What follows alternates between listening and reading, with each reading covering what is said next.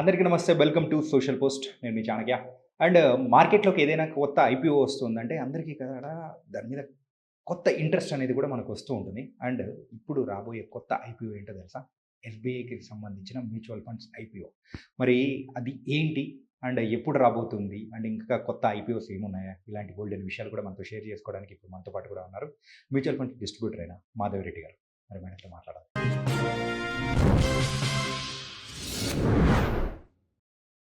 Hi ma'am. Hello అండి.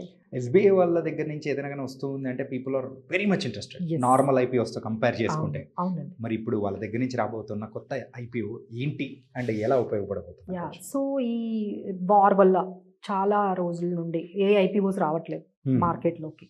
ఎందుకంటే this is not the right time అని చెప్పి ఏ కంపెనీస్ కూడా ఐపీఓస్ మార్కెట్లోకి తీసుకురాలేదు.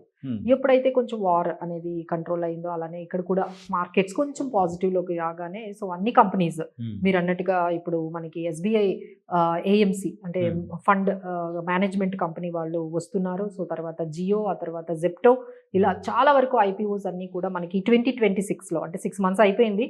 ఇంకా next rest of the 6 months you will see lot of action in primary market. Primary market అంటే మనం ఐపీఓ మార్కెట్ అంటాం. సెకండరీ మార్కెట్ అంటే మనకి స్టాక్ ఎక్స్చేంజ్. సో ఇప్పుడు స్టాక్ మార్కెట్లో ఎలాగూ స్ట్రగ్లింగ్ అవుతుంది, ఎవరికి కూడా పెద్దగా రిటర్న్స్ రావట్లేదు. సో అందరూ కూడా ఇప్పుడు ఇందులో ఏమైనా మంచి ఆపర్చునిటీ వస్తుందా, మంచి లిస్టింగ్ గెయిన్స్ వస్తున్నాయా, సో అందరూ మా ఇన్వెస్టర్స్ అంటే మా క్లయింట్స్ కూడా చాలా ఎగ్గరగా ఎదురు చూస్తున్నారు.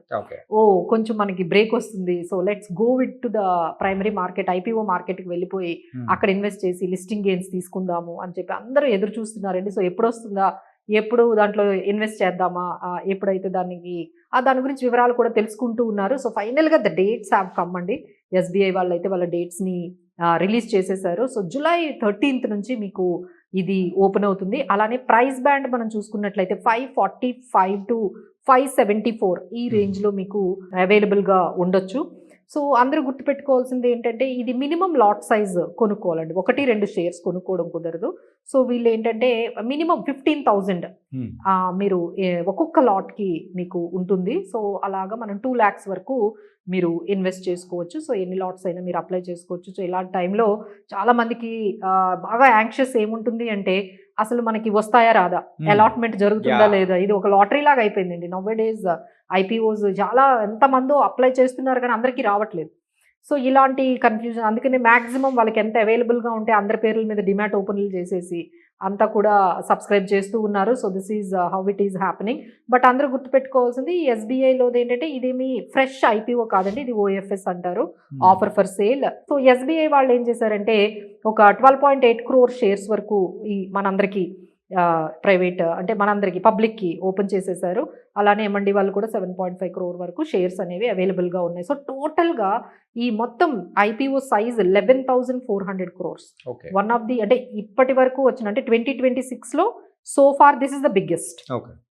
ఈ 2026లో బిగ్గెస్ట్ ఐపీఓ ఏది అంటే ఇప్పుడు వరకు మనము ఎస్బీఐ మ్యూచువల్ ఫండ్ మేనేజ్మెంట్ అని చెప్పొచ్చు. సో దిస్ ఈజ్ అందరికీ తెలిసిన కంపెనీ.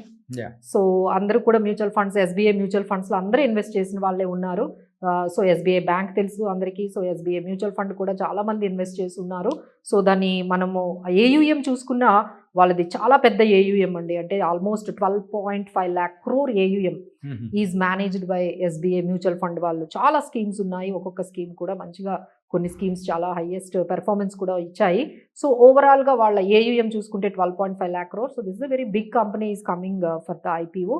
సో అందరూ కూడా రిమెంబర్ దీస్ డేట్స్. జూలై మనకి 13th 14th నుంచి మీకు ఓపెన్ అవుతుంది. బట్ మేబీ 2-3 daysలో మళ్ళీ క్లోజ్ కూడా అయిపోతుంది.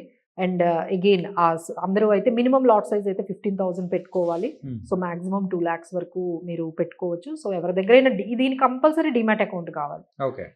ఎవరైనా ఐపీఓస్లోకి ఇన్వెస్ట్ చేసుకోవాలి, ఇలాంటి ఐపీఓస్లో మేము కూడా ఇన్వెస్ట్ చేసుకోవాలి అంటే వాళ్ళందరికీ కూడా డిమాట్ అకౌంట్ కంపల్సరీ కావాలండి. సో డిమాట్ అకౌంట్ ఉంటేనే మనం డిమాట్ అకౌంట్ ద్వారానే మనము ఈ పర్టికులర్ ఐపీఓస్లోని మనము అప్లై చేసుకోవచ్చు. సో ఇలాంటి వాటికి ఏదైనా మీకు హెల్ప్ కావాలి, లేకపోతే ఈ ప్రొసీజర్ తెలుసుకోవాలి, డిమాట్ అకౌంట్ ఓపెన్ చేసుకోవాలి, అసలు అలాట్మెంట్ వస్తుందా లేదా, ఇలాంటివి ఏమైనా డౌట్స్ ఉంటే యూ కెన్ కాంటాక్ట్ అస్. మా నంబర్స్ ఇక్కడ ఉంటాయి కాబట్టి సో ఈ ఐపీఓకి సంబంధించిన ఇష్యూ కానీ లేకపోతే అప్లై చేసుకునే పద్ధతి కానీ డిమాట్ అకౌంట్ ఓపెన్ చేసుకునే విధానం కానీ ఏదైనా డౌట్స్ ఉన్నా దే క్యాన్ అప్రోచ్ అస్. ఉన్న ఐపీఓస్ ప్రతి ఒక్కటి కూడా లాభాలు తెచ్చే అవకాశాలు ఉంటాయంటారా? ఎందుకంటే యా ట్రెండ్ క్రేజ్ అనేది ఉంటుంది ఐపీఓస్కి. ట్రూ బట్ ఏంటంటే దిస్ ఇస్ లైక్ ఏంటంటే ఈ ఈ ఎస్బీఐ ఎస్పెషల్లీ వీళ్ళు ఏంటంటే మనకేం కొత్త కాదు. They are in to the business Yeah. Since so long business ఉంది. అలానే వాళ్ళ మార్జిన్స్ అవి కూడా మనకి ఒక లాస్ట్ వాళ్ళు ఎన్నో ఇయర్స్ నుంచి ఉంటున్నారు కదండి ఏఎంసీ బిజినెస్లో. సో వాళ్ళ మొత్తం డేటా మన దగ్గర ఉంది. This is not the new company. Okay. SBI is there since so long in this business. ఈ బిజినెస్లో ఉన్నారు. కాకపోతే మనం చూడాల్సింది ఏంటంటే మార్జిన్స్. వీళ్ళు ఎంత మార్జిన్స్ తెచ్చుకుంటున్నారు, వాళ్ళ మార్జిన్స్ ఏంటి, వాళ్ళ గ్రోత్ ప్రాస్పెక్టివ్ ఏంటి, వాళ్ళ ప్రాఫిట్స్ ఎలా ఉన్నాయి, ఆర్ఓఈ ఎలా ఉంది, లైక్ రిటర్న్ ఆన్ ఈక్విటీ ఎలా ఉంది, అలానే ఈ వాల్యూషన్స్ ఎలా ఉన్నాయని ఒక్కసారి స్టడీ అయితే కొంచెం మీరు అన్నట్టుగా డీప్గా ఇంకొంచెం డెప్త్గా వెళ్ళి మిగతా ఏఎంసీస్తో కూడా కంపేర్ చేసుకోవాలి. ఇప్పుడు ఎస్బీఐ ఏఎంసీస్తో పాటు ఐసిఐసిఐ ఉంది, హెచ్డిఎఫ్సి ఉంది, అలానే పెద్ద పెద్ద కంపెనీస్ అన్నీ కూడా ఏఎంసీ బిజినెస్లో మనకి ఉన్నాయి. సో ఆ ఏఎంసీ బిజినెసెస్తో ఇది ఏ విధంగా comparatively in what sense they are giving the margins, వాళ్ళ మార్జిన్స్ ఎలా ఉన్నాయి, వీళ్ళ మార్జిన్స్ ఎలా ఉన్నాయి, వాళ్ళ ప్రాఫిట్స్ ఎలా ఉన్నాయి, వీళ్ళ ప్రాఫిట్స్ ఎలా ఉన్నాయి. ఒక్కసారి మీరు ఈ చార్ట్ పెట్టుకొని మీకు ఉన్న ఒక టాప్ 5 ఏఎంసీస్తో కంపారిజన్ కానీ చేసినట్లయితే so you will get some definitely real idea దీనికి ఎంత స్ట్రెంగ్త్ ఉంది అనేది మీకు అర్థమైపోతుందండి. బట్ ఏంటంటే సేఫ్గానే ఉంది, మరి అంత రిస్క్ అంటే మనకు తెలియని బిజినెస్ అయితే కొంచెం రిస్క్ అని చెప్పొచ్చు. But everyone knows this business. But ఏంటంటే లిస్టింగ్ గెయిన్స్ వస్తాయా రాదా, that is the biggest question. అందరూ ఏంటంటే ఐపీఓస్లో పెట్టేది ఏంటంటే ఇప్పుడు అది 574కి వచ్చింది, అది 600కి అవుతుందా, 700కి లిస్ట్ అవుతుందా, సో ఇమీడియట్గా అమ్మేసి అంటే జస్ట్ 15 డేస్లోనే మీకు 20% రిటర్న్ 30% రిటర్న్స్ ఎక్స్పెక్ట్ చేస్తూ ఉంటారు. సో ఇలాంటి వాళ్ళు కొంచెం జాగ్రత్తగా ఉండాలండి, ఎందుకంటే మార్కెట్ సిచ్యువేషన్ ఇలా ఉంది.